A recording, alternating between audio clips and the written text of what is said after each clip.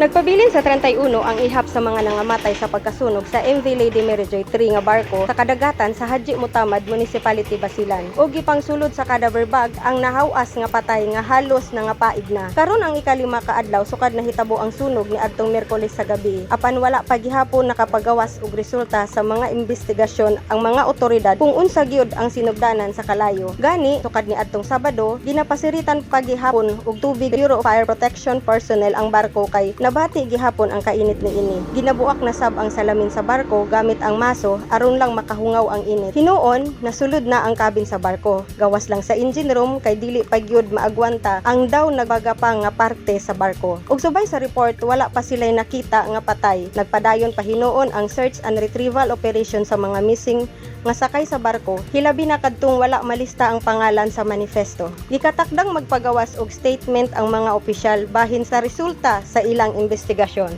Sherry May Gonzalez, Newsline Philippines, Basilan. Stay safe!